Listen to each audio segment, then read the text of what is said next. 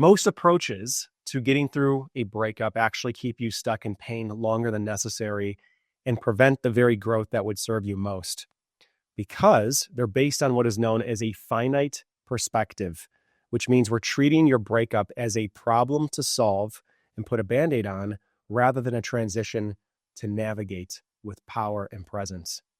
Now, finite versus infinite thinking isn't something that I made up. I'd love to take credit for it, but I did not.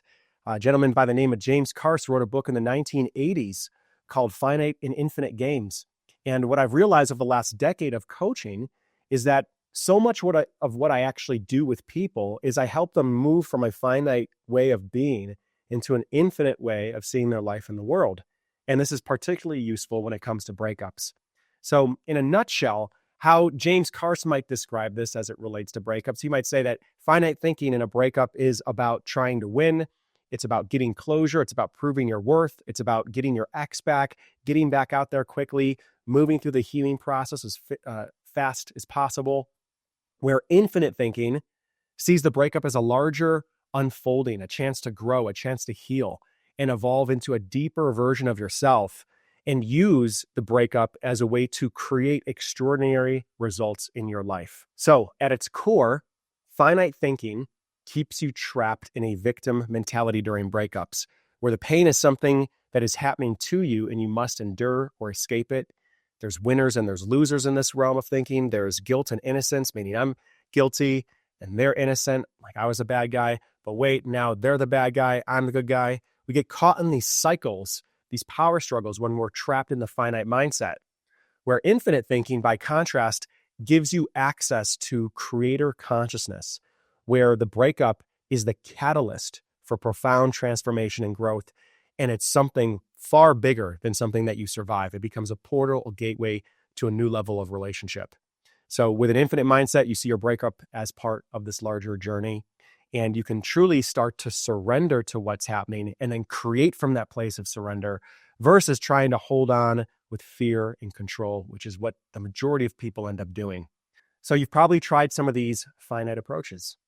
Unfollow them on social media, start dating again before you're fully healed, trying to make up for lost time, getting stuck in the blaming them and then blaming yourself cycle, trying to get closure through a final conversation, setting timelines for yourself. I should be over this by now.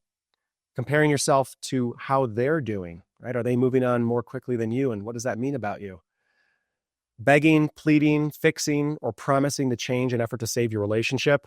What goes along that with too is, or what also goes along with that is trying to control the other person, making demands, guilt tripping, getting locked into some type of power struggle, over analyzing every fight and what if, trying to pinpoint exactly where things went wrong as if finding the precise moment could somehow undo the pain.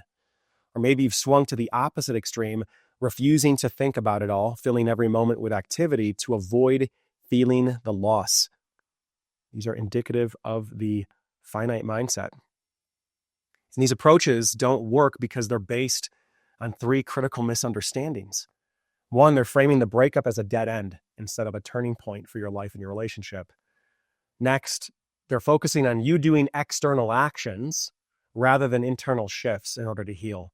Right? I've got to be here by now. I'm comparing myself to people on the outside. Is it normal for me to still be feeling this way? What do they want? I'm going to orient around what they want versus really coming inward and connecting with my own alignment. Then finally, judging success by how quickly you stop feeling pain or fix the relationship rather than by how deeply you grow and transform through this experience. Okay, that's the unfortunate piece about the finite mindset. But perhaps the most limiting aspect of the finite mindset is that it keeps you trapped in the very patterns that contributed to the relationship challenges and demise in the first place. Okay, I'm going to say that again.